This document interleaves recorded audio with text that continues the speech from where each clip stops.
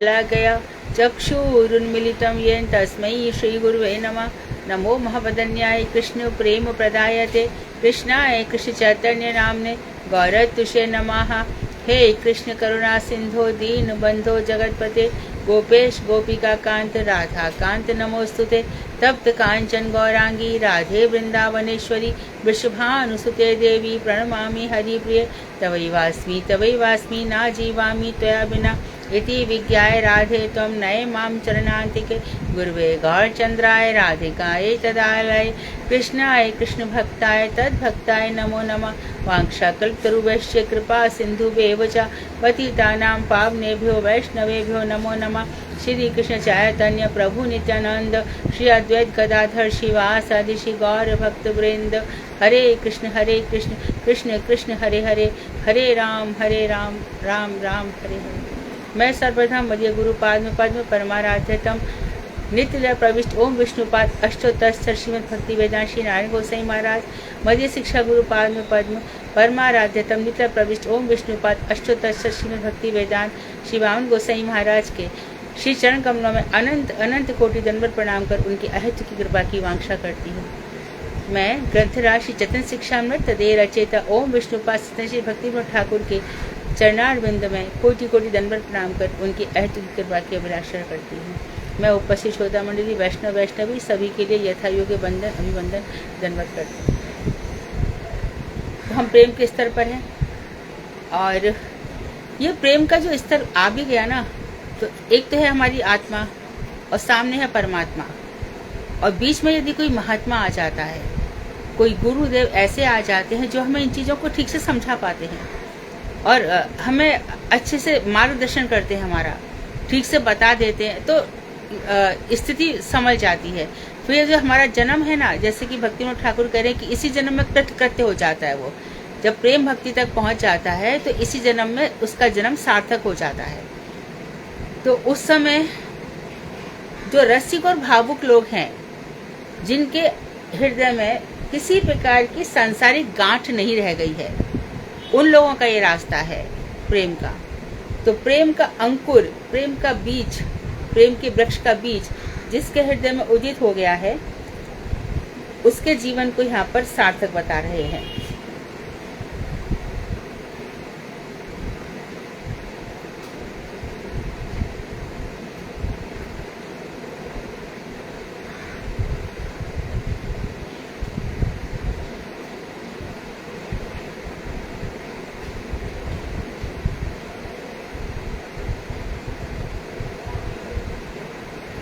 पता नहीं कुछ, एक मिनट, हाँ, राधिक हो गया। हरे कृष्णा दीदी तनो बनाओ। ये एक मिनट, ये खुल गया है। हाँ हाँ, हरे कृष्णा। कौन सा पेज है? हाँ, दंडवत पेज कौन सा है? अरे खुल नहीं रहा। हाँ, पेज नंबर 310। 310 है ना? 310। हाँ, ठीक है। शरणागत व्यक्ति के लक्षण। सबको दंडवत प्रणाम। हाँ हाँ जी, ये शरणागत। हाँ, तो जो शरण में आ गया है, शरणागत व्यक्ति का लक्षण क्या क्या होता है? आरुरुक्षु, जो प्रेम मार्ग में चढ़ना चाहता है, आरूढ़ नहीं है, आरूढ़ होने का इच्छुक है, तो ऐसी अवस्था में प्रेमी भक्तगण एकांत कृष्ण भक्त होते हैं, है ना। कल जो हमारी चर्चा चल रही थी, निष्ठा, रुचि, आसक्ति, ये सब कृष्ण से संबंधित है। कृष्ण को छोड़ करके अन्य कोई निष्ठा नहीं है। तो कल बताया था कि अंतःकरण, हमारे प्रयास रहते हैं, हमारे साधन रहते हैं, और उसके बाद सहज अवस्था चलती है। भाव मतलब सहज अवस्था। भाव में थोड़ा बहुत कषाय रह सकता है, लेकिन प्रेम अवस्था तक आते आते कोई कषाय नहीं रहता। तो इसके साधारण लक्षण है अनन्य शरणागत होना। अनन्य मतलब कृष्ण के अतिरिक्त और कोई नहीं। तो आप कैसी बात कर रहे हो? कृष्ण के अलावा तो राम भी हैं, विष्णु भी हैं, लक्ष्मी जी भी हैं। तो हमें अपने कृष्ण तत्व को समझना होगा। भगवान श्री राम, जैसे कि अभी हम आज विजयादशमी है, हम जानते हैं कि विजयादशमी में रावण का पुतला हम जलाते थे, मनगढ़ंत लोगों ने चला दिया है।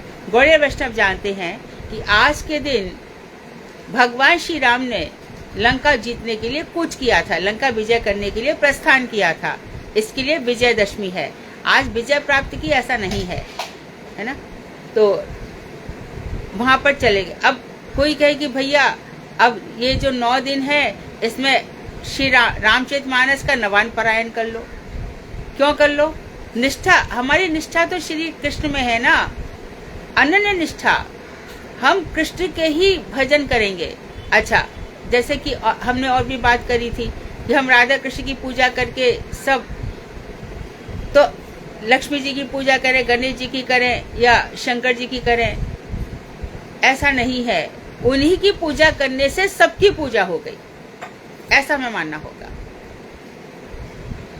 उनके प्रसन्न होने से सारे देवता प्रसन्न हैं। और अच्छा, फिर उदाहरण पर उदाहरण आ जाएंगे। शंकर जी को किसी ने प्रसन्न कर लिया, मानो ये रावण ही है, इसने शंकर जी को प्रसन्न किया, है ना। इसने सारे अपने 10 सिर भी दे डाले और इसने कहा कि चलो मुझे पूरी की पूरी लंका दे दो, कुबेर से भी अधिक धनवान बनना चाहता हूँ, दे दी। इतनी सारी संपदा भगवान श्री राम विभीषण को देने में सकुचा रहे हैं। लंका का राजा बना दिया, कहती मैं कुछ दे नहीं पाया तुम्हें, तुम्हारी मित्रता के बदले, तुम्हारे प्रेम के बदले। तो भगवान श्री कृष्ण तो प्रेम के ऋणी हैं, फल विक्रय पे कृपा हो। गोपियों की तो बात छोड़ दो, कालिया नाग पर भी कृपा करी भगवान ने। ऐसे बहुत सारे उदाहरण हमें दिखाई देते हैं। तो श्रीमद् भागवत में आता है कि जब हम निष्ठा देखते हैं तो ध्रुव की निष्ठा कैसी है? अनन्य निष्ठा है, नो अदर, ना अन्य, दूसरा कोई नहीं। इसी प्रकार से मैं प्रहलाद की निष्ठा दिखाई देती है, इसी प्रकार से महाराज अम्बरीश की निष्ठा दिखाई देती है, चित्रकेतु की दिखाई देती है, वृत्रासुर की दिखाई देती है, हमें गजेंद्र की निष्ठा भी दिखाई देती है। तो जितने भी पात्र आते हैं उन्हें हमें देख रहे हैं कि एक बस कृष्ण एक वैष्णव की सबसे बड़ी पहचान ये होती है, कृष्णैक शरण, एक कृष्ण ही मेरी शरण है। तो पहला लक्षण उसका होगा कि वो भगवान श्री कृष्ण को छोड़ करके और किसी का शरणागत नहीं होगा। जहां तक कि श्रीमद् रामानुचार्य ने भी कहा है कि यदि विपद भी आ जाए तो कोई वैष्णव यदि कोई गुफा देवी देवताओं की मर जाना पसंद करेगा, परंतु वहां नहीं जाएगा, क्योंकि एक दफे वहां फिर चले गए तो फिर जैसे तैसे निष्ठा आई, जैसे निष्ठा आई फिर यह निष्ठा कमजोर पड़ जाएगी, दृढ़ता नहीं रहेगी, दृढ़ता नहीं रहेगी, इसमें हमारी जो पूरा मनोबल है, चित्तबल है, वो नहीं रहेगा। श्रीमद् भागवत और गीता में अनन्य शरणागत भक्तों का महात्म्य बतलाया गया है। गीता में और श्रीमद् भागवत में बिना अनन्य शरणागत हुए प्रेम प्राप्ति की बात तो दूर रहे, भाव भी उदित नहीं होता। मात्र श्री कृष्ण की शरण नहीं ली तो अब आप अपने आसपास सब देख लो, किसी को भी देख लो, जो कृष्ण की शरण है उनका तो ठीक चल रहा है, और जिन्होंने कृष्ण को छोड़ के यहाँ वहाँ शरण ले ली है उनके अंदर भाव भी नहीं होता। क्योंकि भाव भक्त का लक्षण क्या है? वो सब कुछ भूल जाता है। वो जानता है कि मेरे जीवन का एक एक पल घटता चला जा रहा है, कौन सी सांस मेरी अंतिम सांस हो जाएगी। वो नित्य निरंतर भगवान श्री कृष्ण का स्मरण करता है और कराता है, उन्हीं की चर्चा करता है, उन्हीं के बीच बैठता है, और किसी बात में वो एकदम शांत चुपचाप मौन हो जाता है। अनन्य शरणागत साधक को केवल प्रेम भक्ति के अनुकूल विषय या वस्तुओं को ग्रहण करना चाहिए। अब दूसरा लक्षण क्या है? अनन्य हो गया। दूसरा लक्षण बता रहे हैं, ऐसे साधक जो प्रेम भक्ति के अनुकूल विषय हैं उनको ग्रहण करें, और जो उसके अनुकूल नहीं है उसको ग्रहण नहीं करें। प्रेम भक्ति के विषय क्या क्या हैं? वही धाम में जाना जहाँ पे हमारा प्रेम बढ़ रहा है, हमारी किशोरी जी हैं उनकी चर्चाएं सुनना, किशोरी जी किस तरह से भगवान श्री कृष्ण से प्रेम करती है, उनके अनुगत्य में भजन करना। तो पूरा की पूरा जो अच्छा भगवान को प्रसाद भी दिया है, तो धीरे धीरे धीरे धीरे हमें ये समझ में आ जाता है कि जो हमारा गोपाल मंत्र है वो हमें कहाँ तक पहुँचा गया। फिर हमें समझ में आता है कि भगवान श्री कृष्ण जो, अब देखो, गोवर्धन धारण किया, कर लिया, एक रूप आपने ही धारण कर लिया और एक रूप से आप ही ने पूजा की। तो प्रेम भक्ति में सर्वत्र पूजा भी वही करवा रहे हैं, पूजा भी वही ले रहे हैं। हमें दुख त्रास ये सब कुछ जो कुछ आ रहा है कृष्ण की कृपा से ही आ रहा है। जो कुछ हो रहा है कृष्ण मेरे ऊपर बड़ी दया कर रहे हैं, मेरे बड़े कृपालु हैं हर बात में। तो हमें कौन से विषय ग्रहण करने चाहिए? प्रसाद में उतना ही जो कृष्ण से रिलेटेड है। कृष्ण से संबंधित कोई दूसरा प्रसाद कभी नहीं लेंगे। कोई कह दे कि अरे वो तो वैष्णवी हैं, ले लो, नहीं। क्यों? यदि किसी नवरात्रि अभी गई ना तो प्रसाद लगा दिया, किसने किस किस भावना से लगाया, उस भावना का हमें भोग करना ही पड़ेगा। कोई कोर्ट में केस जीत गया, या कोई किसी प्रकार की मनोकामना पूरी हो गई, किसी का विवाह हो गया और उसने भगवान का भोग लगाया, देवी देवता का, वो हमने खा लिया तो वो भी गड़बड़ हो जाएगा। तो इन सब विषयों को ग्रहण नहीं करना है, किसी भी हालत में नहीं करना है। बहुत सी जगह पर, बहुत से परिवारों में कुल देवी की एक मान्यता रहती है कि हमारे कुल की ये देवी हैं। और हम भी देखते हैं कि रुक्मणी विवाह में जय जय जय गिरिराज किशोरी, सीता जी भी जाती हैं। और गिरिराज किशोरी जो पार्वती जी है, पर्वत की बेटी, वो भी जाती हैं। किसके लिए जाती है? और यहाँ पर रुक्मणी जी भी जाती है कुल देवी की पूजा करने के लिए।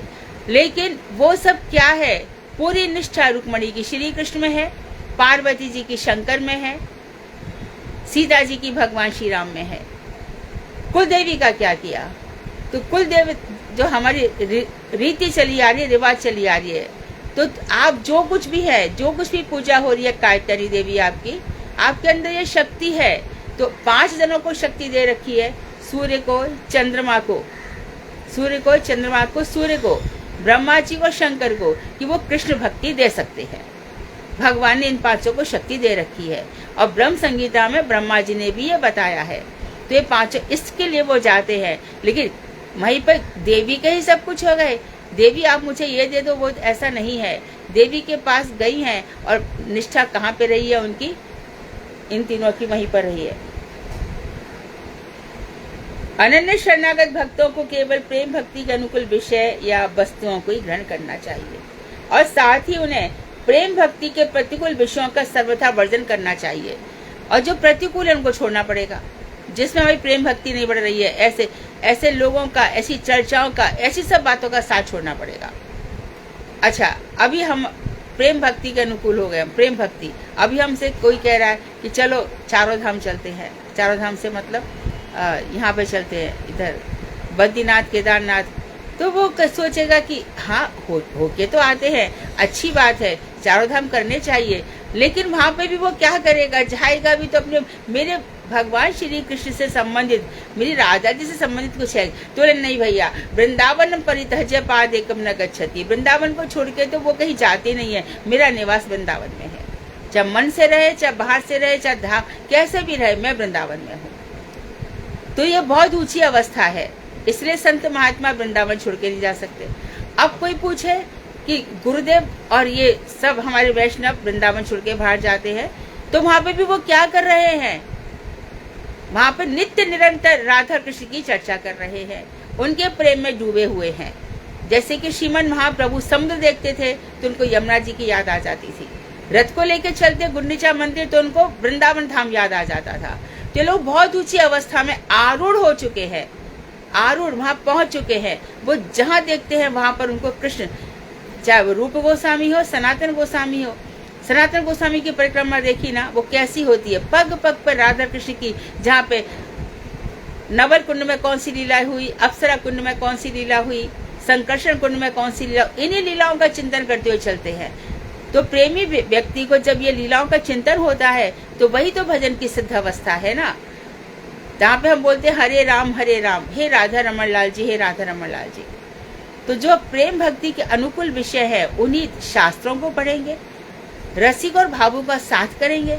जहाँ पर हमारा प्रेम टूट रहा है, जिसके साथ रहने से चाहे वो हमारा प्रिय कितना भी प्रिय क्यों ना हो, हमारे हृदय को आघात पहुंच रहा है, हमारी प्रेम भक्ति को बाधा पहुंच रही है, हम उन सभी विषयों को छोड़ देंगे।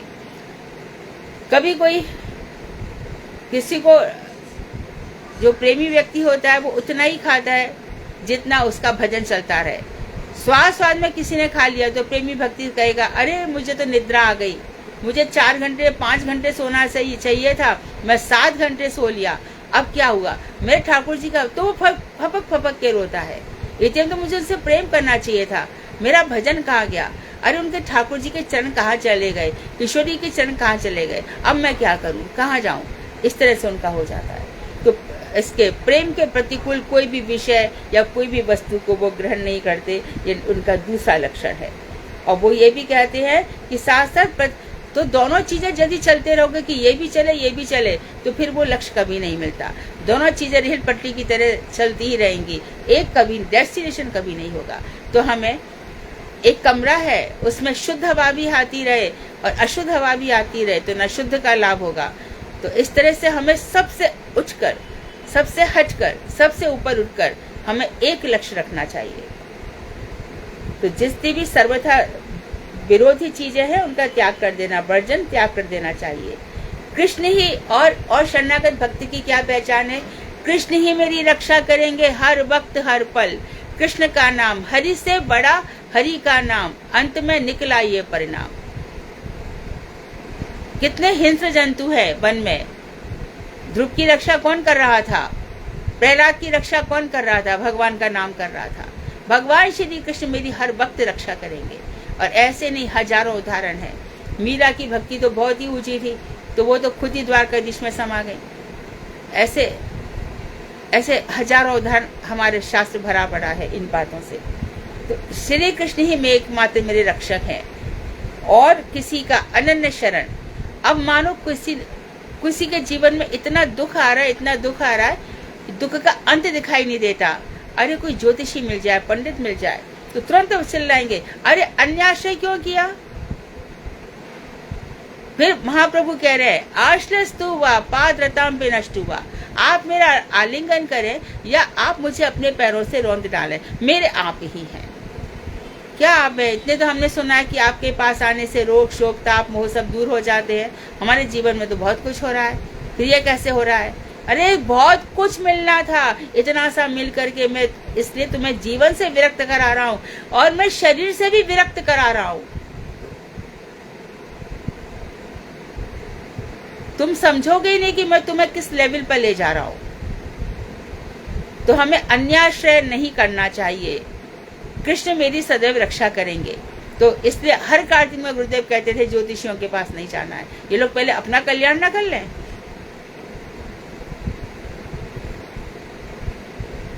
उनको छोड़ के दूसरा कोई भी रक्षण करता नहीं है, अथवा किसी भी दूसरे कार्य द्वारा रक्षा, अपने प्रयासों से मेरी रक्षा नहीं हो सकती है।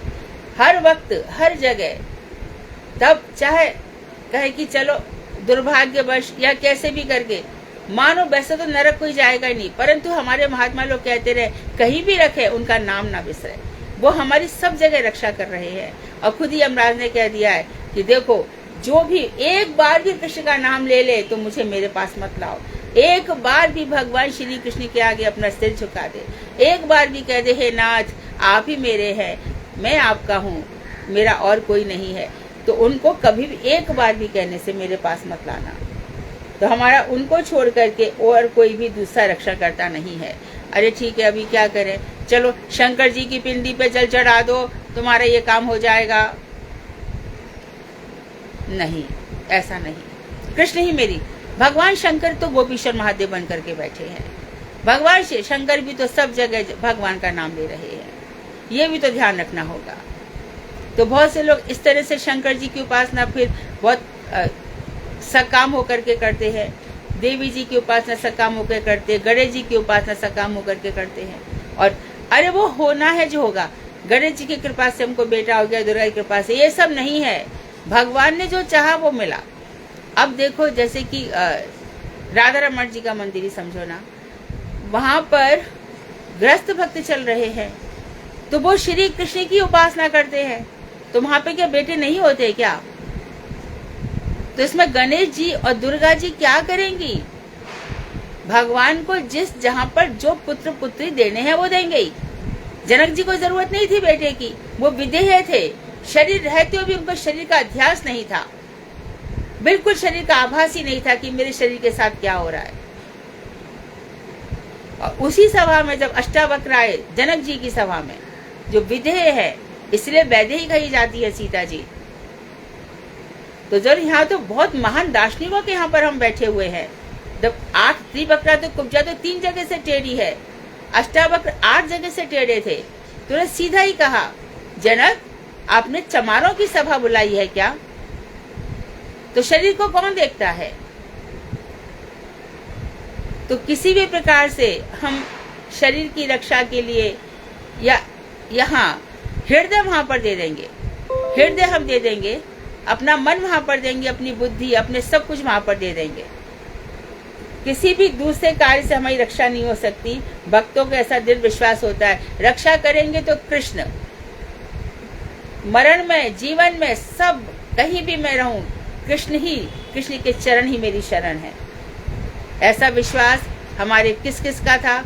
वल्लभाचार्य जी का था, हमारे ऋषभ देव का था, हमारे जड़ भरत का था, हमारे रामानुजाचार्य का था, आज मध्वाचार्य जी का था। ये सब देखो कहां से कहां पहुंच गए, और हम जो बटे हुए हैं हम कहां से कहां पर आ गए। जिसका जितना ऊंचा लक्ष्य होगा वो उतना ही ऊपर पहुंचेगा। लक्ष्य ऊंचा नहीं रखा तो विषय सुख में कामना बट गई तो फिर ऊंचा लक्ष्य कहां से मिलेगा? तो ऊंचे लक्ष्य में ये नहीं होता कि मैंने ये संसार छोड़ दिया, मैंने अब ये नहीं किया, मैंने वो नहीं किया, ये सब आएगा ही नहीं। छूट जाता है भाई अपने हाथ से कोई जो ये समझता है ना, ये कहता है कि अब हम ऐसा नहीं करते, हम ऐसा नहीं करते, हम ऐसा नहीं, वो समझ लो भी पूर्ण नहीं है, पूर्ण नहीं है। ये कड़वी बात है लेकिन सच है। वो सहज भाव से चलता है। बता दिया है कि अपने प्रयत्न से, रुचि के बाद तो अपना प्रयत्न भी नहीं रहता, हम साधन सापेक्ष नहीं रहते, फिर वहां से अपने आप ही जो कुछ होता है तो छूटता नहीं है, छूट जाता है, हम छोड़ नहीं सकते। हम तो पकड़ के रखे हैं ना सब। छूट जाए तो मुंह से निकलेगा भी नहीं कि हमने ऐसा किया, हमने ऐसा किया, कभी नहीं निकलेगा।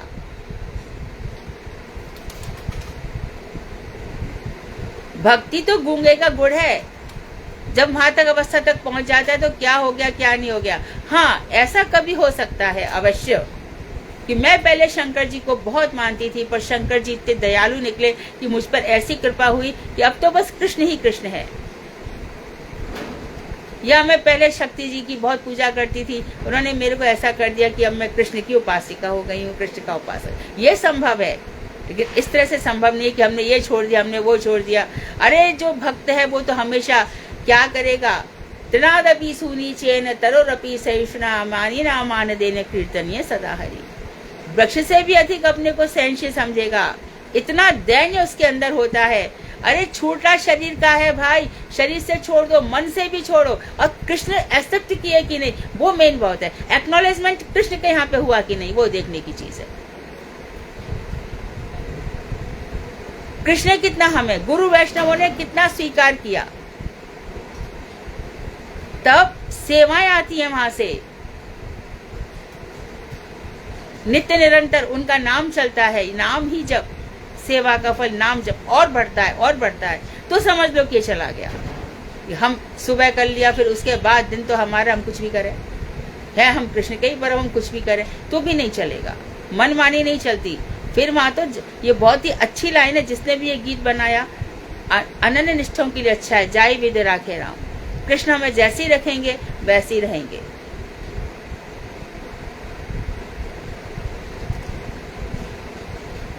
नहीं वेद्या नहीं बाहुबल, नहीं खर्चन को दाम, मौसम पतित अपंग की, तुम पत राखो लाज।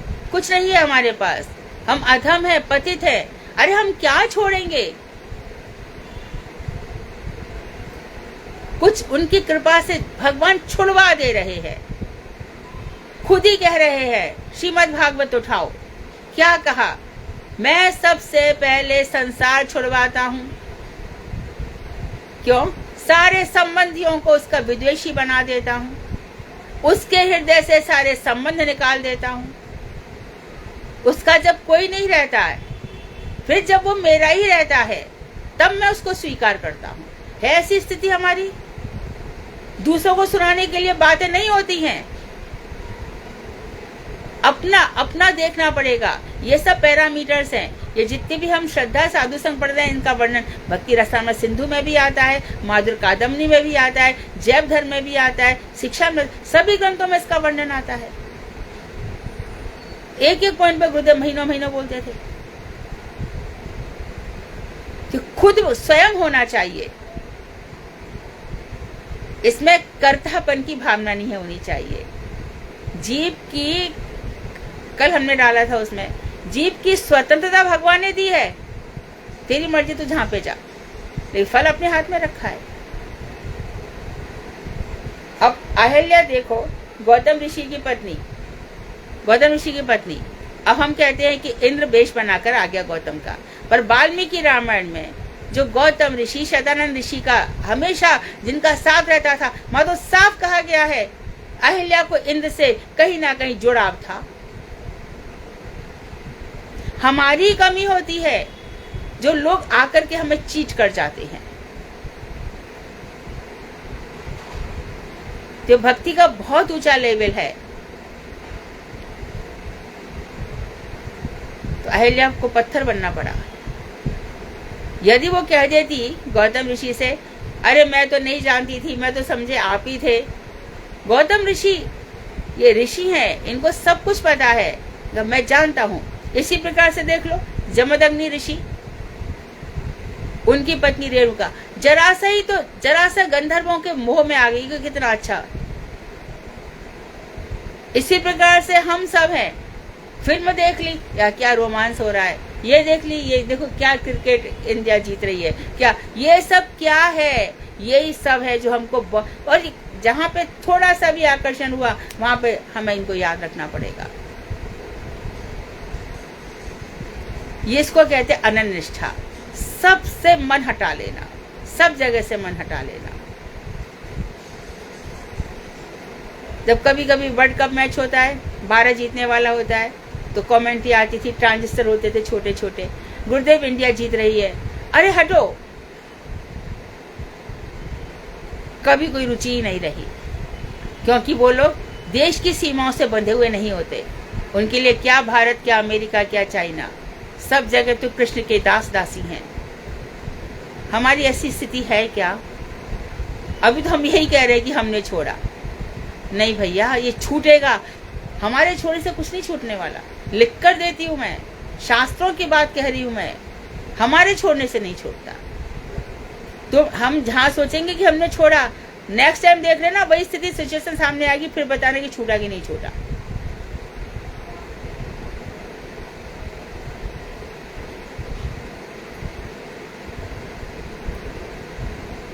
तो भगवान की नाम से अपने आप ही सहज भाव से, अपने प्रयास से हम नहीं करेंगे, क्योंकि अब हमारी निष्ठा अनन्य निष्ठा हो गई है। तो भक्तों का ऐसा दृढ़ विश्वास होता है, कृष्ण ही हमारे एकमात्र पालन करता है, इस विषय में उनका किसी भी प्रकार का संदेह नहीं होता। मेरो मन अनंत कहाँ सुख पावे, जैसे उड़ जहाज को पंक्षी फिर जहाज पे आवे। सूरदास जी कह रहे, भरोसा इन दृढ़ चरणन को री, इन दृढ़ चरणों पे मेरा बहुत भरोसा है। मेरा मन भगवान कृष्ण को छोड़ करके अन्यत्र कहीं सुख नहीं पाता। जैसे जहाज का पंक्षी उड़कर फिर जहाज पर आ जाता है। फिर आगे क्या बोले, जो मधुकर अम्बुज रस चाख्यो, क्यों कलिल फल भावे। जिस मधुकर भ्रमर को कमल के रस का आस्वादन लग गया, उसको कड़वे कलिल के वृक्ष क्यों अच्छे लगेंगे। सूरदास कामधेनु तज छेरी कौन दुहावे। कामधेनु भगवान श्री कृष्ण है, उनको छोड़ करके छोटे मोटे देवताओं को कौन पूजेगा। ये उनका मार्ग है। नित्य निरंतर सख्य भाव से वल्लभाचार्य जी, प्रहलादी जी, सख्य भाव से खूब भजन चल रहा है, गले में आलिंगन हो रहा है। श्रीदाम सुदाम वसुदाम, इनकी बातें सुन सुन करके एकदम हृदय खिलखिला रहा है। तो जब ऐसी अवस्था आएगी तब वो छूटेगा, हम छोड़े नहीं। वहां पे हृदय इतना रम चुका है, हम रमण कर रहे हैं वहां पर।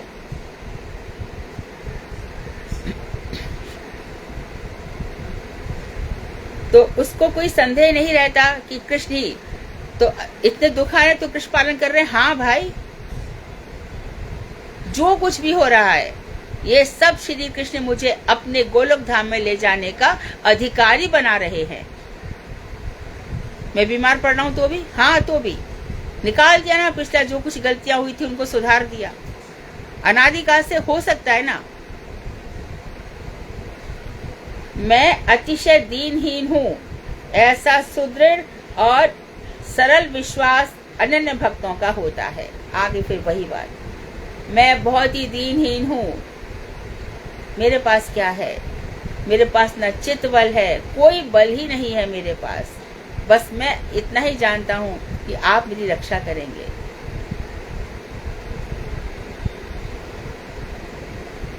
क्या था केवट में, कोई बहुत बड़ी भक्ति करी थी क्या, बहुत बड़े मंत्र जपे थे क्या, कर दिया भगवान ने। और बल्कि तो उसने प्रयास कर रहा है भगवान से कि मैंने तो सुना है कि आप पत्थर को भी पैर रख देते हो तो वो नारी बन जाती है, और मेरी तो छोटी सी ये लकड़ी की नाव है कांच की, यदि आपके चरण रखने से यह नारी बन गई तो क्या होगा। बानर, इनके साथ भगवान का परिहास है। बाली ने भगवान से साफ कहा है, आपने मुझे छिपके क्यों मारा, मैंने आपका क्या बिगाड़ा था। भगवान ने कहा मैं भक्त वत्सल हूं, तूने सुग्रीव को राज्य से क्यों निकाला और उसकी पत्नी को तूने क्यों चुरा के रख लिया, तारों को क्यों वापस नहीं करता है। अंतर्यामी भगवान हमारे दैन्य भाव से प्रसन्न होंगे जितने हम दीनहीन होंगे। और हमारे वाणी में इतना ईगो है, इतना ज्यादा गुरु वैष्णवों के प्रति हमारी भाषा बिल्कुल भी ठीक ठाक नहीं है, कैसे बोलना चाहिए। तो जन्म किसके बढ़ रहे हैं, हमारे ही ना। जो मैंने कह दिया वो मेरी बात ये इनके प्रकार सत्य होनी चाहिए, ऐसा नहीं है। शास्त्रों में जो लिखा है वैसा होगा और वही महात्मा लोग बताएंगे, इसलिए तो वो महात्मा है। गौर कृष्णदास बाबा जी महाराज के पास सभी लोग गए ना, परम गुरुदेव भी गए थे, सरोज विलास बुआ जी भी, सब लोग गए थे वहां पे, नहीं आए ना।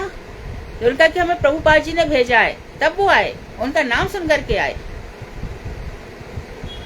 तो इन लोग की स्थिति बहुत ऊंची होती है और वहां कितने दीन भाव से, अब जब वो इतने दीन भाव से रह रहे हैं, सरकार के द्वारा जो शौचालय बनाई गई है वहां पर रह रहे हैं, और वहां पर जाकर के जब वो पुकार रहे हैं कोथाय गो प्रेममयी राधे राधे कानू मन मोहिनी राधे, तब ये जो पुकार निकल रही है, ये जो दैन्य भाव से भरी, वास्तव में संसार, कभी उन्होंने कहा कि मैंने संसार छोड़ दिया। जितना बोलोगे ना उतना संसार सामने आएगा। मन है ना, मन संकल्प विकल्प का स्थान है।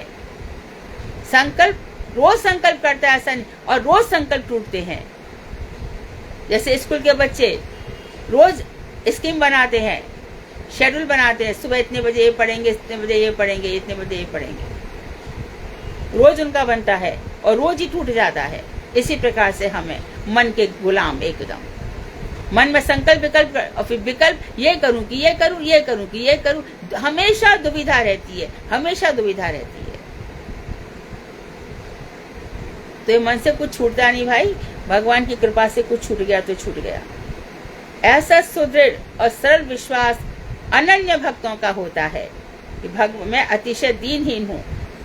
तो ये अनन्य भक्तों की पहली पहचान क्या है, वो ऐसा समझता है, दूसरों को बताएगा नहीं, मैं अतिशय दीन, किसको कहेगा जाके, अरे कोई सुन भी लेगा चलो, परंतु इससे मैं दीनहीन हो गई, ऐसा थोड़ी है। मैं अपने गुरुदेव से, गुरुदेव मैं तो बहुत दीनहीन हूँ, ऐसा नहीं। रूप गोस्वामी गए चैतन्य महाप्रभु के पास, कांप रहे हैं। सनातन गोस्वामी एकदम आंख से आंख नहीं मिला पा रहे हैं, कितना दैन्य भाव था। हरिदास ठाकुर जगन्नाथपुरी नहीं जाते हैं, अभी रथ आकर के खड़ा हो जाएगा जगन्नाथपुरी का, है ना, तो वहां पर रथ आ गया, अब भगवान का आलिंगन करो, भगवान के, अरे मैं तब मैं कहाँ, रूप गोस्वामी नहीं गए जहाँ, सनातन गोस्वामी नहीं गए, मेरी कहाँ सामर्थ्य है इसके अंदर इनका मैं आलिंगन कर लूं। तो हम बहुत दुस्साहस दिखाते हैं, बिल्कुल भी भगवान से डर नहीं लगता।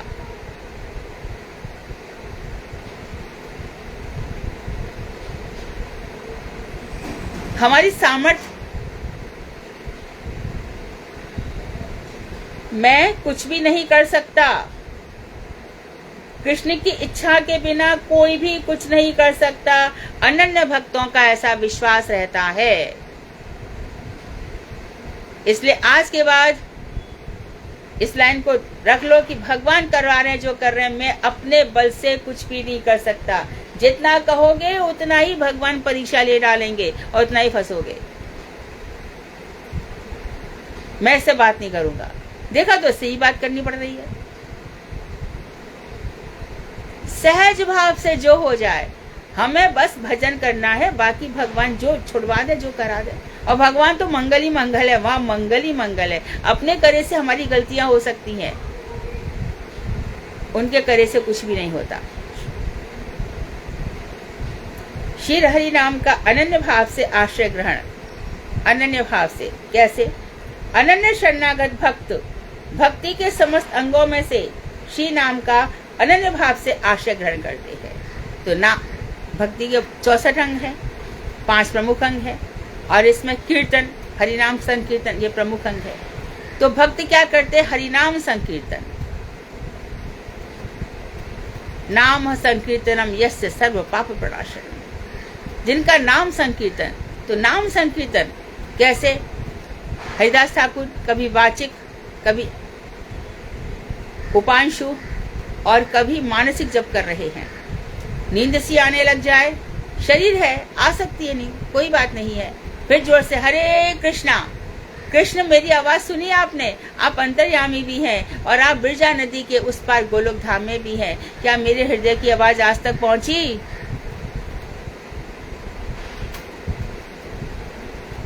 तो भजन कर रहे हैं तो कृष्ण प्रसन्न होने चाहिए ना। वही सूरदास जब भोजन करते हैं तो उनके गोपाल नाम में इतनी आसक्ति है, तो वो गोपाल गोपाल कहते हैं, तो भगवान स्वयं आ जाते हैं। भरोसा दृढ़ चरणन को। तो शरणागत भक्त भक्ति के समस्त अंगों में श्री नाम का अनन्य भक्त से आश्रय ग्रहण करते हैं। श्री नाम के स्मरण और कीर्तन से ही उनको अधिक रुचि होती है।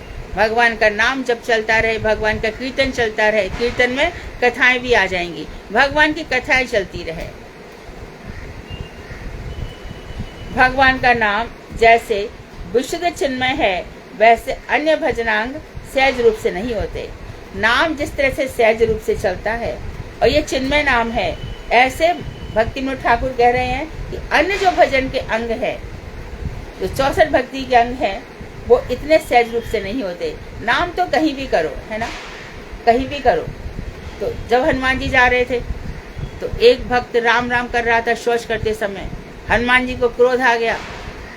गुरुदेव की कथा सुनाते हैं ये, तो उसके पीठ में उन्होंने लात मार दी, पाद प्रहार किया और बस चल दिया कि ऐसे समय भी भगवान का नाम लेता है। तो जब गए भगवान की सेवा में तो भगवान करहा रहे हैं। हनुमान जी घबरा गए, नाथ क्यों करहा रहे हो? बोले आज कमर में बहुत दर्द है। क्या हो गया? कमर में अचानक दर्द कैसे हो गया? कि तूने मुझे लात मारी। नाम में और भगवान में जरा भी अंतर नहीं है। जिसने ये समझ लिया ना, वही नाम चिन्मय है, वही चिन्मय भाव है। जिसके अंदर ये समझ में आ गई, ये जो नाम जप रहा हूँ, ये मैं कृष्ण ही मेरे हाथ में है, राधा कृष्ण ही मेरे हैं। तो अन्य भजनांग सहज रूप से नहीं होते। श्री हरि भक्ति विलास में भक्तों के एकांतिक कृत्य के प्रसंग में नाम स्मरण और नाम संकीर्तन का सबसे अधिक महत्व वर्णन किया गया है। तो एकांतिक भक्ति के क्या लक्षण होते हैं? कि वो दिन रात नाम करते रहते हैं, दिन रात नाम करते हैं, नाम उनका छूटता नहीं है, और नाम कीर्तन ये सबसे अधिक। तो मतलब ये है कि अब हम नाम संकीर्तन कर रहे हैं, कार्तिक आ गया, सब आ गया, फिर वही बात फिर से मैं बोलूंगी। क्यों नहीं बोलूं? क्योंकि ये भक्ति में प्रगाढ़ता लाती है।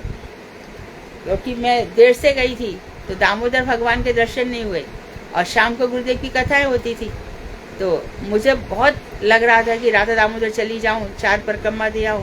ठाकुर राधा दामोदर, महीना राधा दामोदर का है, तो गुरुदेव दामोदर मंदिर जाना है। गुरुदेव मैं जा रही हूँ। कहाँ जा रही है? कि वृंदावन जा रही हूँ। कि क्यों? मैं राधा दामोदर दर्शन नहीं किए। अरे हटो, हमारी कथा में बैठो।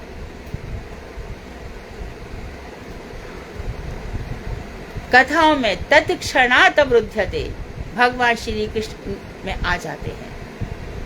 तो हरि नाम संकीर्तन, हरि नाम स्मरण, ये सब नामों को, तो अभी हम देखो कितने ही लोग हैं, कितने ही सालों से कार्तिक मास में जाते हैं, विदाउट फेल जाते हैं, सब मंदिरों में दर्शन करते हैं, सब करते हैं, और भक्ति का लेवल कहाँ तक पहुंचा ये वही जाने। इसमें आ गया क्या? वो प्रेमी भक्त बन गए, भाव भक्त बन गए, दूसरी निष्ठाएं कम हो गई, क्या हुआ? तो फिर अपना आत्म विश्लेषण करो, सेल्फ एनालिसिस करो, भैया मैं कहाँ पर हूँ, किधर हूँ, क्या हूँ। भक्ति विनोद ठाकुर तो ये कह रहे हैं और मैं क्या कर रही हूँ या क्या कर रहा हूँ, तब पता चलेगा। मेरे तो मन से अभिलाषा ही नहीं जाती, मेरा मन तो कुछ ना कुछ कामना करता रहता है।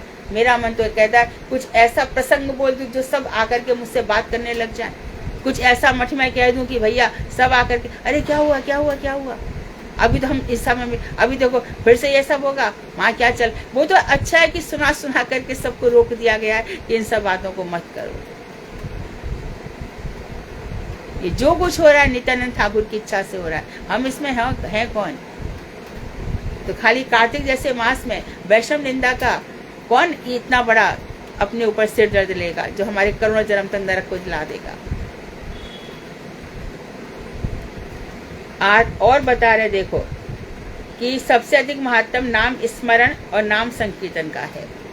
शास्त्रों में नाम और नामी को अभिन्न बतलाया गया है, नाम और नामी में अंतर नहीं है। प्रहलाद जी की रक्षा नाम कर रहा था, नामी नहीं, ध्यान रखे। ध्रुव की रक्षा नाम कर रहा है। भगवान श्री कृष्ण ने गोपियों को भी डराया। अरे आधी रात को आ गई हो, यहाँ कितने सारे हिंसक जंतु हैं, तुम्हें डर नहीं लगता? यहाँ पर भगवान का आश्रय, हिंसक जंतुओं से कोई क्या डरेगा? भगवान का आश्रय ले रखा है। नाम चिंतामणि है, समस्त चिंताओं को मिटा देता है।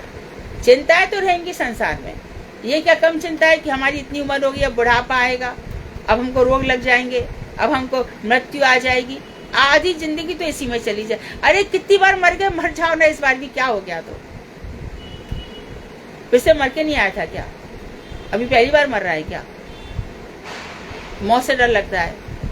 क्यों डर लगता है? क्योंकि पिछले जन्मों में इतनी तुम लोगों ने पाप किए, तो मरते समय इतनी यंत्रणा हुई, लेकिन तुम्हारे बहुत सारी ऐसी हो गई कि भक्ति हो गई। अब क्या डर रहा है? लाशें पड़ी इतनी सारी।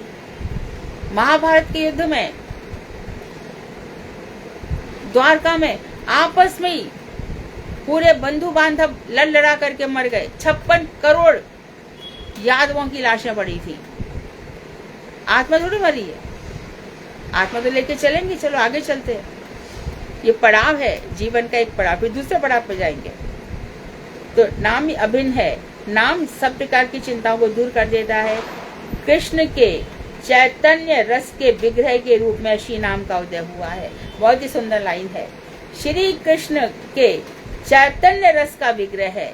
नाम क्या है? रस विग्रह, चैतन्य रस विग्रह। तो नाम भगवान, नाम प्रभु, नाम भगवान, ये क्या करते हैं? श्री नाम का उदय किससे हुआ है? भगवान के चैतन्य रस के विग्रह के रूप में।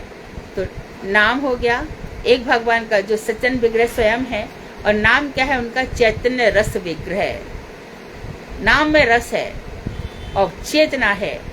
चैतन्य साक्षात स्वरूप है। नाम विग्रह है, विग्रह, नाम भी विग्रह है, मूर्ति स्वरूप है, श्री विग्रह है, भगवान का कलेवर है, भगवान का कलेवर है, श्री विग्रह। इसलिए हाथ में माला लो, माला लेते समय यहाँ वहाँ पंचायत कर रहे हो इधर उधर, माला भी चल रही है और दुकानदारी भी चल रही है और वहां भी चल रही है, ऐसा मत करो।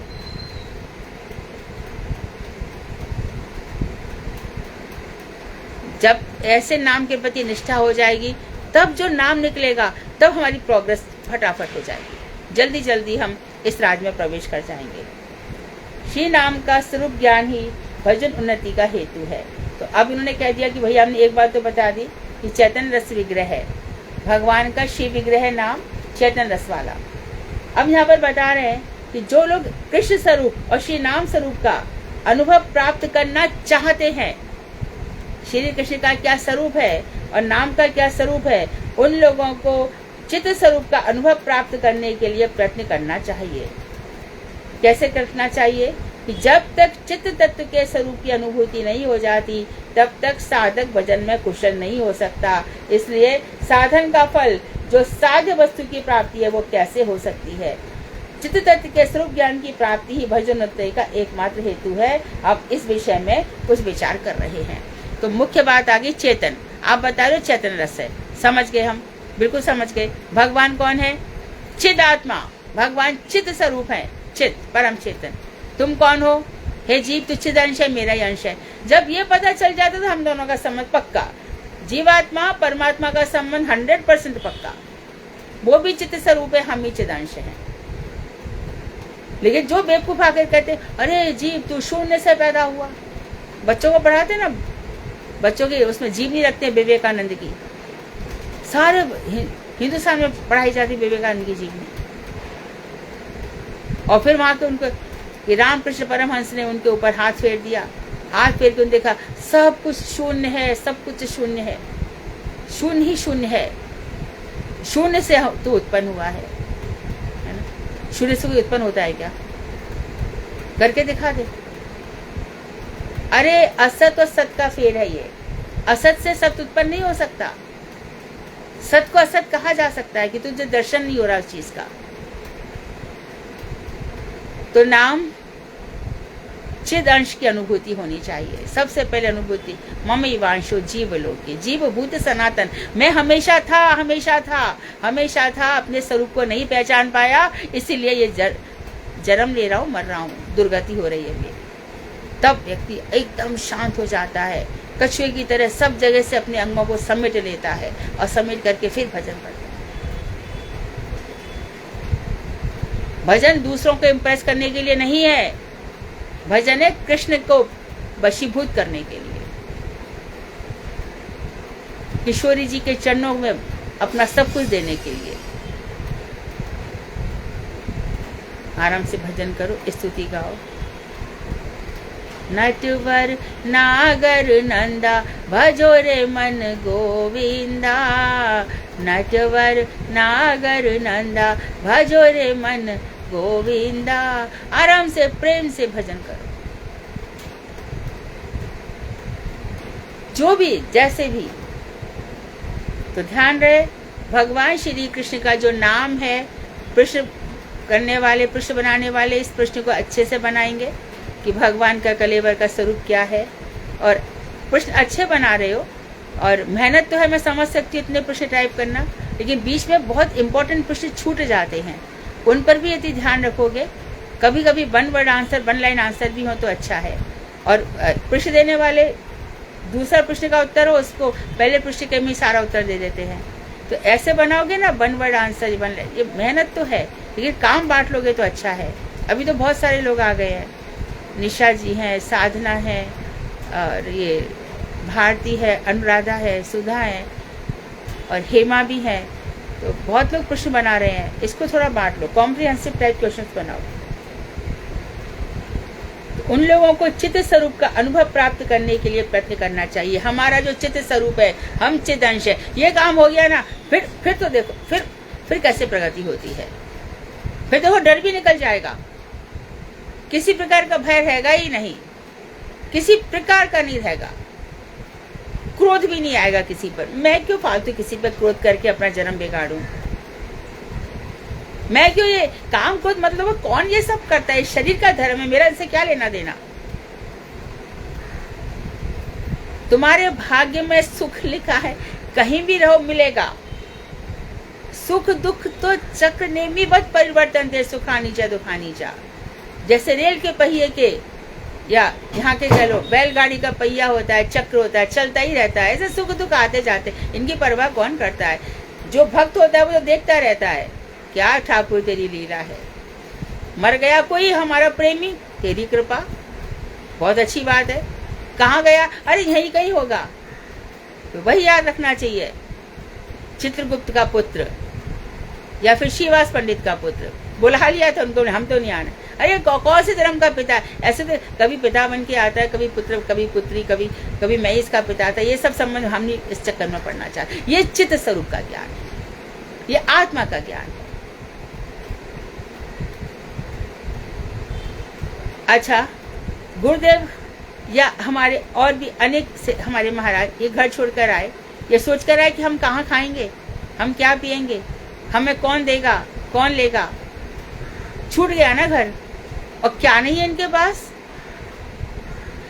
हमसे ज्यादा दृढ़ विश्वास है इनका, जो हमारे अंदर नहीं है। तो हमें इसलिए वो लोग बार बार प्रहलाद की याद दिलाते हैं। देखो प्रहलाद को कितना कष्ट है। चित्त स्वरूप का ज्ञान हो जाने से ये सब चीजें बड़ी आसानी से चली जाती है। मैं चित्त स्वरूप हूँ, मेरा ये आत्मा का हमारा ज्ञान हो गया। अब सूक्ष्म शरीर और स्थूल शरीर दोनों चले गए। तो हमें चित्त स्वरूप का अनुभव प्राप्त करने के लिए प्रयत्न करना चाहिए। जब तक चित्त स्वरूप की अनुभूति नहीं होती तब तक साधक भजन में कुशल नहीं हो सकता। इसलिए हम कह रहे हैं कि अपने कहते ना मैंने ये छोड़ दिया, ये शरीर है, ये देहाध्यास है, ये छोड़ दिया, लेकिन ये पकड़ के रखा। क्या छूटा? घर छूट गया, संसार छूट गया, पत्नी छूट गई, पति छूट गया, बेटा छूट गया, बेटी छूट गई। फिर ये बातें कड़वी लगती हैं।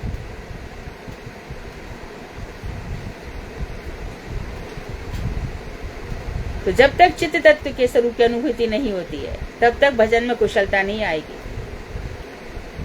इसलिए साधन का फल, जो साध्य वस्तु की प्राप्ति है, वो कैसे हो सकती है? साधन का फल क्या है? साध्य, राधा कृष्ण के चरणों की प्राप्ति। परंतु हमने तो कितनी सारी प्राप्तियां हमारे मन में चल रही है, ये भी हो हमारे पास, ये भी हो, ये भी हो, ये भी हो। तो माँ भैया इतना सा भी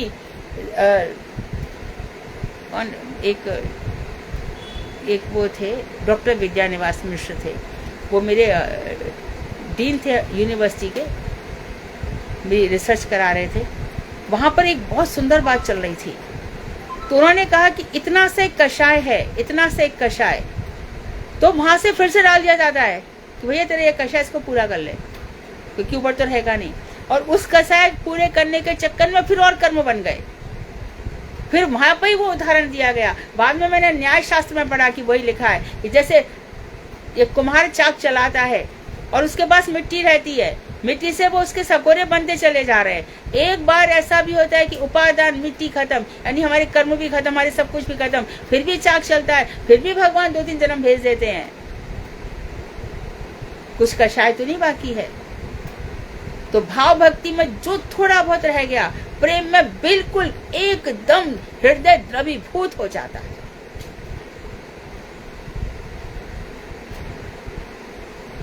फिर वहां अपनी बात कहाँ रहती है? वहां तो ठाकुर जी की चर्चा रहती है।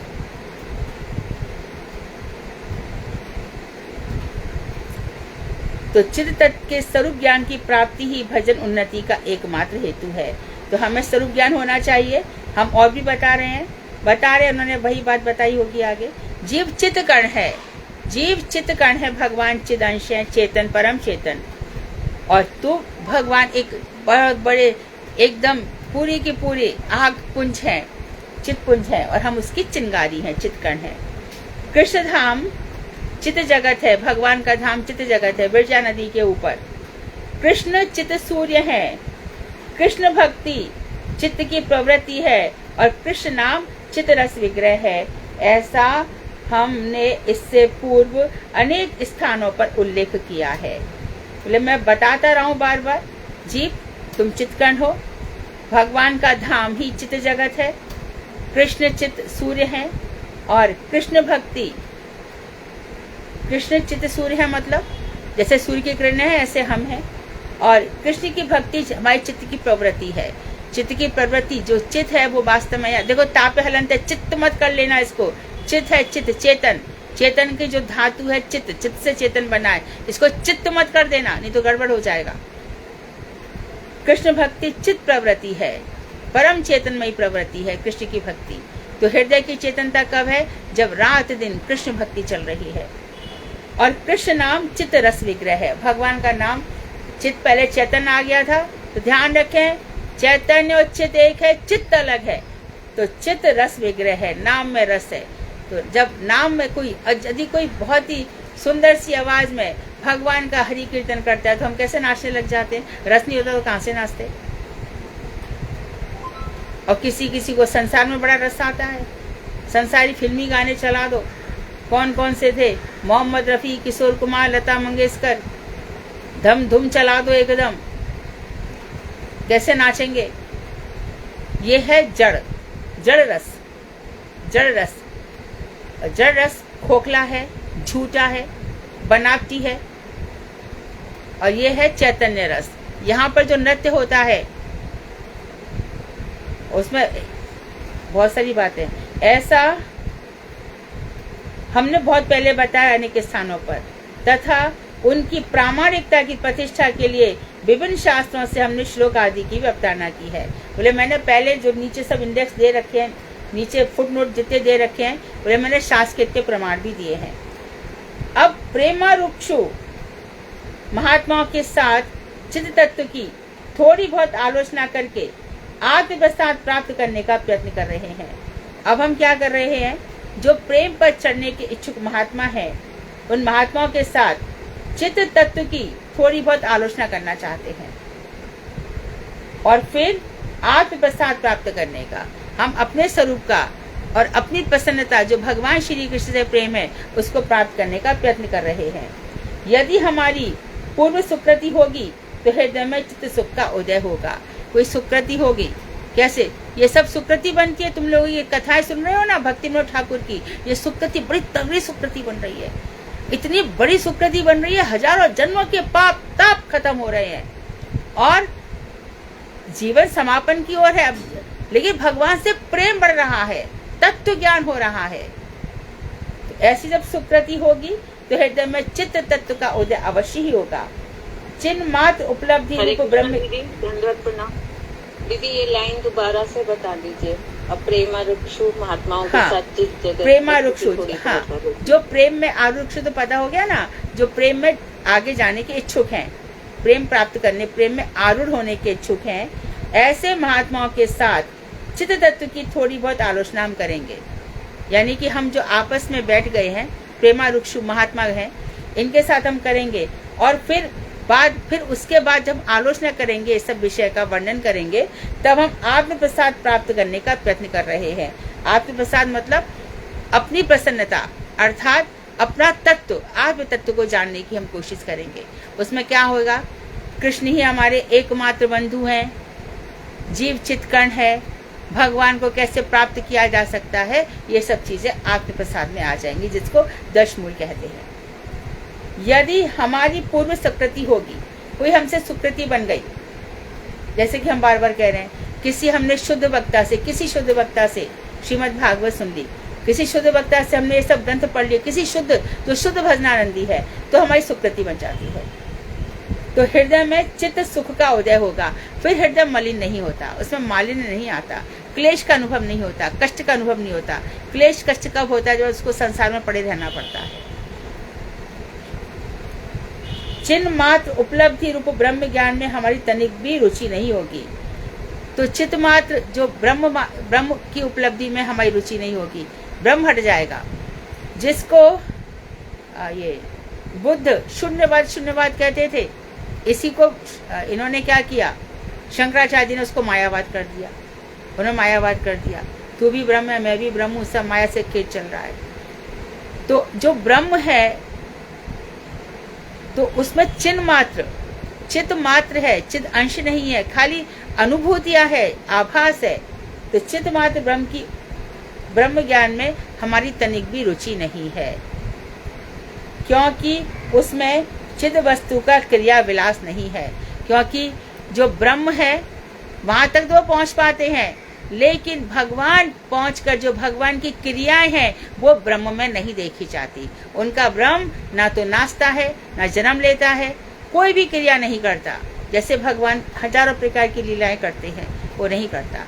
इसलिए ब्रह्म भी चित्मात्र तो है, चेतन तो है, क्योंकि भगवान ने स्वयं कहा है ब्रह्मणो ही प्रतिष्ठा, हम ब्रह्म की प्रतिष्ठा में हूँ, मेरा ही तेज ब्रह्म है। जैसे सूर्य का लावण्य है, जैसे चंद्रमा का लावण्य है, ऐसी भगवान श्री कृष्ण का ये लावण्य है, ब्रह्म है, लेकिन वो चित्त मात्र है, खाली ऐसे है। तो हमें उसके लिए प्रयास नहीं करना है हम, क्योंकि उसमें भगवान का जो चिद वस्तु है, भगवान वेद्यम वास्तव वस्तु मदम, जो जानने योग्य वस्तु भगवान श्री कृष्ण, वो कितनी सारी लीलाएं करते हैं। हरि अनंत, हरि कथा अनंता, कभी राम बनकर, कभी कृष्ण बनकर, कभी परशुराम बनकर, कभी वामन बनकर, कभी वामन बन के जैसे तुरंत छलिया कैसे छलाए उन्होंने बलि को, छलाई उस पर कृपा की है, ये आलोचना का विषय है। इसी प्रकार से मत्स्य बनकर, कूर्म अवतार बनकर, अनेक अनेक अवतार लेकर, गजेंद्र के लिए, ध्रुव के लिए, कितने ही, उनका तो वर्णन भी नहीं आता उन अवतारों का। तो इस तरह से भगवान जो चित्त वस्तु है वो क्रिया विलास करते हैं।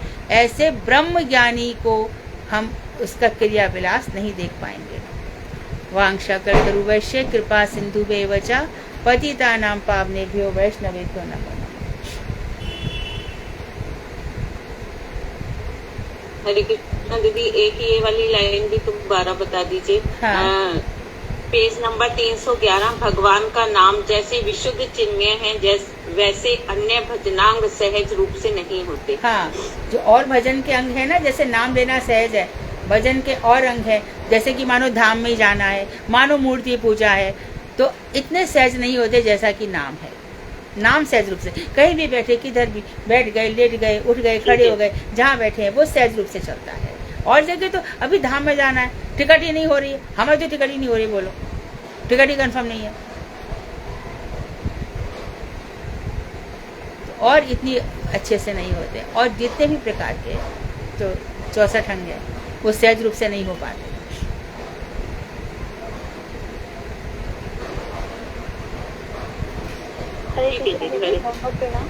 हाँ, पेज नंबर 312 में बोलो। लिखा हुआ है चित्त तत्व की थोड़ी बहुत आलोचना करके। तो यहाँ पर आलोचना आपने बोला वर्णन है। हाँ, आलोचना डिस्कशन है, डिस्कशन है सीधा। यहाँ क्रिटिसाइज अर्थ मत ले लेना, यहाँ पर आलोचना मतलब अच्छी प्रकार से हम बातचीत कर करके, आलोचना क्रिटिसाइज मत ले लेना। इसके लिए मैंने जानबूझ के वर्णन शब्द बोला, यहाँ क्रिटिसाइज नहीं है। पहले भी ऐसा यूज हुआ। आलोचना का अर्थ गौड़ीय वैष्णव लोग आलोचना का अर्थ लेते हैं उस विषय में बातें करना, उस विषय का वर्णन करना। आलोचना अच्छी प्रकार से दृष्टिकोण, अच्छे दृष्टिकोण से चर्चा करना भी लिख सकते हैं दीदी, चर्चा करना। हाँ, चर्चा दरअसल उर्दू शब्द है ना, इसके लिए हम इतना प्रयोग नहीं करते हैं। परिचर्चा, हाँ पहले चर्चा लिख दिया, चर्चा करना, मैं इसलिए पूछ रही थी। हाँ हाँ, ठीक है, कोई बात नहीं, उर्दू शब्द हो गया हुआ है ना। हरे कृष्ण। नहीं, उर्दू शब्द भी नहीं है, चर्चा कह सकते हो, चर्चा कह सकते हो, परिचर्चा कह सकते हो, परिचर्चा। हरे कृष्ण दीदी। हाँ दीदी, ये आरुरुक्ष अवस्था क्या, इसका क्या अर्थ है? आरुरुक्ष, एक तो प्रेमारूढ़, एक तो प्रेमारूढ़ तो हो गया जो प्रेम भक्ति के स्तर तक पहुंच चुके हैं, चढ़ गए हैं, आरूढ़ हो चुके हैं, और एक अभी आरूढ़ होना चाहते हैं। आरुरुक्ष की जो उसमें इस अवस्था तक पहुंच चुके हैं, नहीं, आरूढ़ पहुंच चुके हैं, और जो आरूढ़ होने के इच्छुक हैं। और प्रेमारूढ़ जो आरूढ़ हो चुके हैं। प्रेमारूढ़ दो प्रकार के हैं ना, प्रेमारूढ़ हो गया जो प्रेम की अवस्था में आरूढ़ हो चुके हैं, और एक है प्रेमारूढ़ जो प्रेम भाव में आरूढ़ होना चाहते हैं। ये तो आपने भी बताया था, प्रेमारूढ़ अर्थात जो प्रेम में आरूढ़ होने की इच्छुक है। हाँ, तो एक है आरुरुक्षु अवस्था, इस अवस्था में प्रेम भक्तगण एकांत कृष्ण भक्त होते हैं। हाँ, ये वो अवस्था है जिसमें वो होते हैं इस अवस्था में, वो प्रेम में आरूढ़ हो चुके हैं। नहीं, आरूढ़ हो चुके नहीं होता, प्रेमारूढ़ नहीं, ऐसा कहीं लिखा ही नहीं है। तो दीदी इसका क्या अर्थ है आरूढ़? बार बार तो बोल रही हूँ, जो आरूढ़, राधिका जो आरूढ़ होना चाहते हैं। राधिका देखो दरवाजे पे कौन है? जो दीदी जो ऊपर की तरफ जाना चाहते हैं, मतलब अपने भजन के ऊपर की हाँ, तरफ एक जाना तो है चाहते जो हैं। पहुंच सिद्ध हो चुके हैं, एक अभी सिद्धा अवस्था में है, ऐसे है। जो भक्ति प्राप्त करना चाहते हैं, जो भगवान से प्रेम करना हाँ, प्रेम में पहुंचना इच्छुक है, अभी सिद्धि नहीं हुई है उनकी। एक तो हो चुके हैं, प्रेमारूढ़ है। इन दोनों शब्दों में क्या अंतर है दीदी? आरूढ़ का अर्थ बताओ, क्या बोला मैंने? तो आगे बढ़ना चाहते हैं। नहीं, दीदी ने बोला है कि एक तो मतलब जो प्रेम में प्रेम भाव जिनको प्राप्त हो गया है, हो दूसरा गया उन्होंने है। बोला है दीदी ने कि जो करना चाहते हैं, ये अंतर है। प्राप्त करना चाहते हैं। दीदी कौन से शब्द का क्या अर्थ है मुझे वो भी बताओ राधिका दीदी। इच्छुक, उसमें इच्छुक आ रहा है, जिसमें लास्ट में शो आ रहा है, और जिसको मतलब आरूढ़ है उसमें आपका मतलब हो चुके हैं, प्रेम भाव प्राप्त हो चुका है, और जिसमें लास्ट में आरूढ़ शो आ रहा है उसमें आप इच्छुक करना चाहते हैं, इच्छुक है। हाँ जी दीदी दोनों शब्दों में क्यों आ रहा है आरूढ़ और प्रेमारूढ़? हाँ, आरूढ़ है, एक घुड़सवार हो गया और एक घोड़े पर चढ़ना चाहता है, इतना अंतर है। मतलब एक अपूर्ण है और एक पूर्ण होना चाहिए, एक पूर्ण है। नहीं भाई, अपूर्ण पूर्ण नहीं होगा ये, इसको अपूर्ण पूर्ण के चक्कर में मत डालो। सॉरी अपूर्ण नहीं है। शब्द यही है आरूढ़ और प्रेमारूढ़। इसमें कहीं पर आरूढ़ नहीं है, यहाँ पे सिर्फ यही है आरूढ़ और प्रेमारूढ़। प्रेम तो प्रेम में चढ़ चुका है और एक प्रेम में चढ़ने का इच्छुक है, इसलिए प्रेम लगाया। ठीक है दीदी। दीदी जैसे आरुक्षु में जैसे जो साधक अवस्था में है, नहीं, साधक से, हाँ, साधक के बाद तो भाव नहीं, जयानंद जी, साधक के बाद तो भाव लेवल आ गया, और भाव में थोड़ा सा कषाय रह जाता है, फिर वो प्रेम, ये जो प्रेम सिद्ध अवस्था आएगी ना, तो जो प्रेम की सिद्ध अवस्था में है, तो उसमें दो प्रकार के लोग हैं। एक तो जो प्रेम प्राप्त कर चुके हैं, और एक अभी उस अवस्था को प्राप्त करना चाहते हैं। एक चाहते हैं और एक कर चुके हैं, हाँ, बस ये है इतना ही अंतर है। हाँ। लेकिन दीदी निशा दीदी ये पूछ रही है आरूढ़ और प्रेमारूढ़ में क्या अंतर है, वो ये पूछ रही है निशा दीदी। तुम ही अर्थ बोलो, प्रेम उसमें लग गया तो प्रेम में चढ़ने का इच्छुक हो गया ना। तो दीदी आरूढ़ में भी तो वो प्रेम में चढ़ने का इच्छुक है। तुम, अरे बाप रे, तुमने कौन से दो शब्द बोले, फिर से बोलो। प्रेमारूढ़। अब रुको यहाँ पर, प्रेमारूढ़ बोलो। प्रेमारूढ़ का अर्थ मैंने क्या बोला? हाँ जी, जो प्रेम में उन्मत्त होना चाहता है। अच्छा, और दूसरा तुमने क्या बोला? आरूढ़ मतलब जो हो चुका है, आरूढ़ हो चुका, आरूढ़ जो प्रेम करने का इच्छुक है। आरूढ़ इच्छुक है, हाँ हाँ जी। हरे कृष्णा दीदी, तो दंडवत प्रणाम। इन दोनों दीदी साधक यही दोनों वर्ड एक ही है, प्रेमारूढ़ या आरूढ़, दोनों का एक ही बात है, अलग अलग तरह से वर्ड यूज किया जा रहा है। प्रेमारूढ़ का मतलब जो कहें कि प्रेम के घोड़े पे सवार हो चुका है, वो प्रेमारूढ़ हो गया। और आरूढ़ जहाँ बोल रहे हैं या प्रेमारूढ़ जहाँ बोल रहे हैं, वहाँ पर ये मतलब है कि वो उस तरफ प्रयत्न कर रहा है, आगे बढ़ रहा है। राह नहीं, चाहता है, इच्छुक चाहता है, चाहता है, एक ही बात है। वर्ड पे मत जाए हम लोग, तो उनके अर्थ को समझने का प्रयास करना है हमने। लेकिन मैं वो अर्थ ही समझने का प्रयास करी, क्योंकि दोनों जगह अलग अलग शब्द दिए हुए हैं, तो इसलिए मुझे थोड़ा कंफ्यूजन हो रहा था। दोनों ही आरूढ़ और प्रेमारूढ़ है, इसलिए मुझे कंफ्यूजन हो रहा था। अभी ठीक, अभी क्लियर हो गया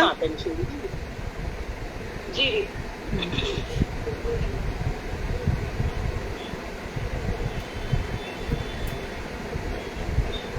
और कोई डाउट?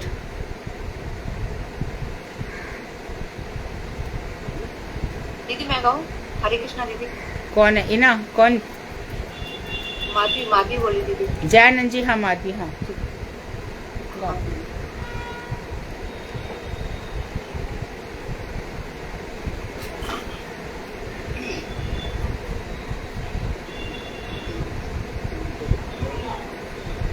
राम दशरथ के घर जन्मे, घराना हो तो ऐसा हो।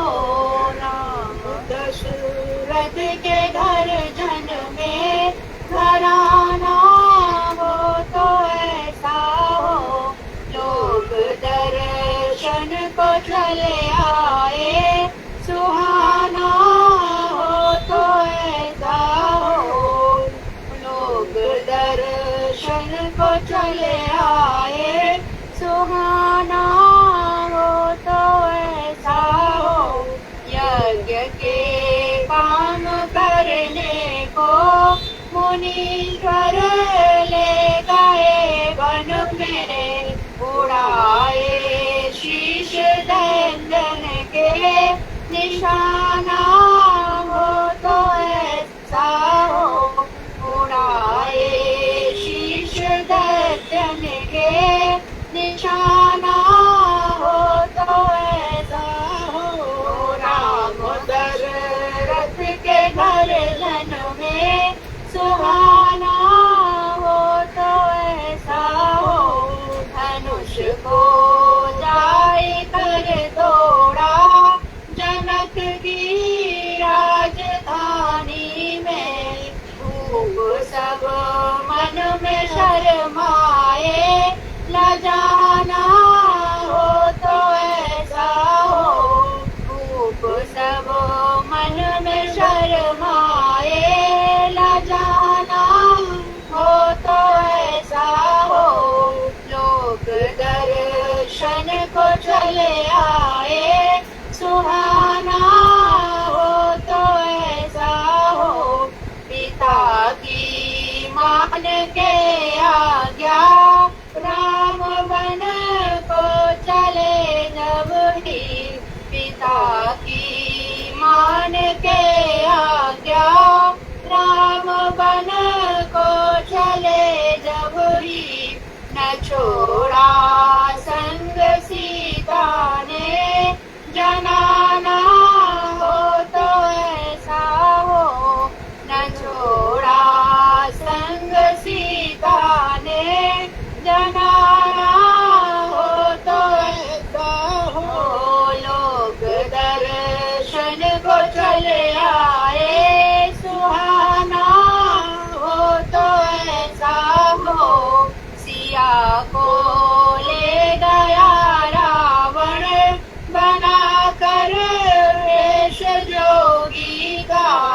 कराया नाश सब अपना, दीवाना हो तो ऐसा हो। कराया नाश सब अपना, दीवाना हो तो ऐसा हो। लोग दर्शन को चले आए, सुहाना हो तो ऐसा हो। बीते सुग्रीव से करके, गिराया बाण से वाली।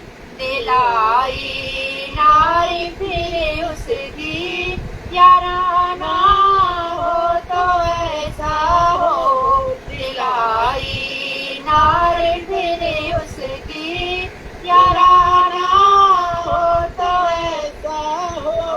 लोग दर्शन को चले आए, सुहाना हो तो ऐसा हो।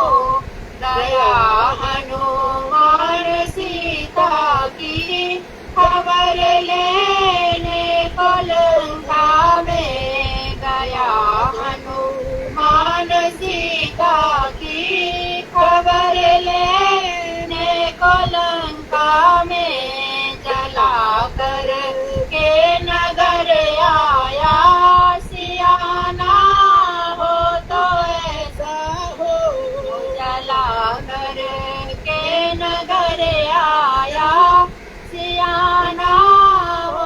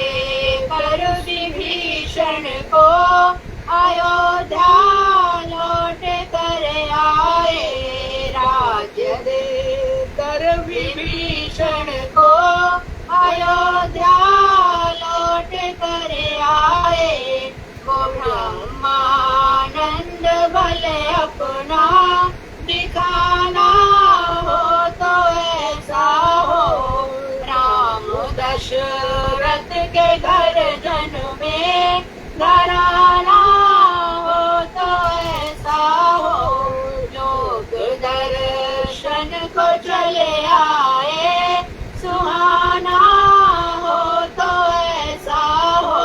बोलो श्यामती रामचंद्र की जय। बहुत सुंदर, बहुत बढ़िया। एक दिन और भी सुनाया था ना, बहुत अरे, अच्छा। तो दीदी आज का तो बहुत ही बहुत सबसे अच्छा दीदी आज का। हाँ, बहुत हरे बढ़िया। कृष्ण दीदी आप भारत में हरे कृष्णा। कल मिलते हैं तो आरु रुक्षु और प्रेमा रुक्षु एक ही मतलब है, निशा है ना? निशा है कि गई? हाँ, आरु रुक्षु चढ़ने का इच्छुक और प्रेमा एक ही अर्थ है। वांछा कल्पतरुभ्यश्च कृपा सिन्धुभ्येव च पतितानां पावनेभ्यो वैष्णवेभ्यो नमः। हरे कृष्णा।